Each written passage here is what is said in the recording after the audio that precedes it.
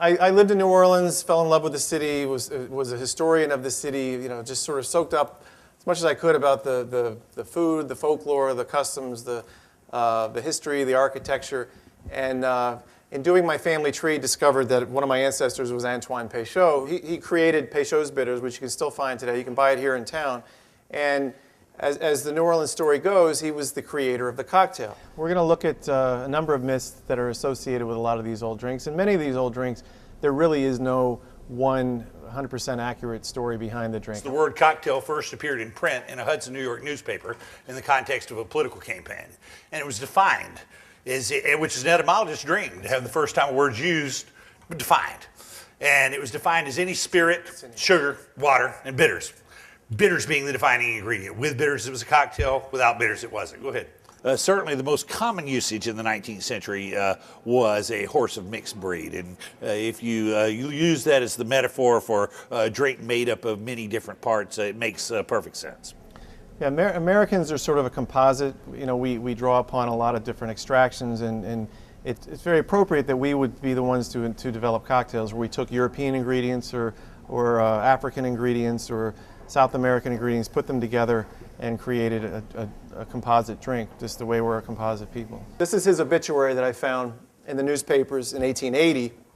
Died on the 30th of June, 1883, at the age of 80, Antoine Amédée Peychaud. So he was born in 1803, 3 years before the word cocktail was ever used. It's part of the tourism push for New Orleans to say we're the home of the cocktail. And I once had a tour guide say to me, sort of half in jest but half truth, Phil, you don't realize how frightened of you we all are, you know, speaking on behalf of tour guides. And that wasn't my intention to debunk any myths, but to add to the telling of the story. In other words, he was about a year old when they were used, 3 years old, excuse me, when the word was being used up in New York. He might have been a precocious little lad, but I don't think he was, you know, making cocktail bitters when he was 3. While we can't say that cocktail originated in New Orleans, we certainly can say as long as people have been drinking cocktails, they have been drinking them in New Orleans.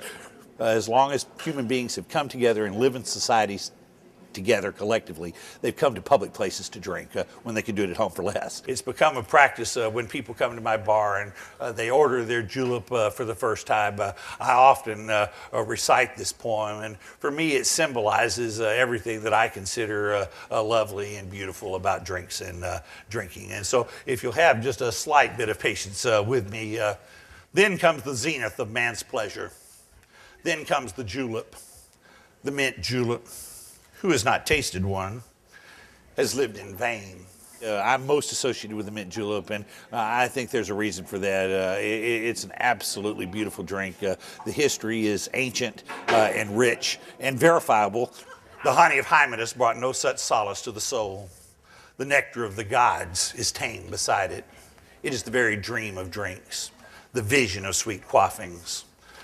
The bourbon and the mint are lovers. In the same land they live, and on the same food are they fostered. The mint dips its infant leaf into the same stream that makes the bourbon what it is. The corn grows in the level lands through which the small streams meander. By the brookside, the mint grows. As little wavelets pass, they glide up to kiss the feet of the growing mint. It bends to salute them. Gracious and kind it is, living only for the sake of others. The crushing of it only makes its sweetness more apparent, like a woman's heart. It gives its sweetest aroma when bruised. Among the first to greet the spring, it comes. Beside the gurgling brooks that make music in the pastures, it lives and thrives. When the bluegrass begins to shoot its gentle sprays toward the sun, mint comes, and its sweetest soul drinks at the crystal brook. It is virgin then, but soon it must be married to old bourbon. His great heart, his warmth of temperament, and that affinity which no one understands demand the wedding. How shall it be? Take from the cold spring some water, pure as angels are, and mix it with sugar till it seems like oil. Then take a glass and crush your mint within it with a spoon. Crush it around the borders of the glass and leave no place untouched. Then throw the mint away. It is a sacrifice. But alcohol enriches our lives also and adds to our lives and culture. And we like to celebrate that. And I think the julep, for me, symbolizes everything that's beautiful and cultured about drinks and drinking. Fill with cracked ice the glass and pour in the quantity of bourbon which you want. It trickles slowly through the ice. Let it have time to cool. Then pour your sugared water over it. No spoon is needed. No stirring allowed. Then take sprigs of mint and place them around the brim so that the one who drinks may find a taste and an odor at one draught.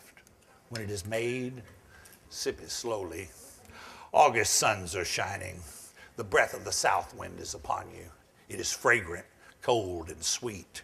It is seductive. No maiden's kiss is tenderer or more refreshing. No maiden's touch can be more passionate.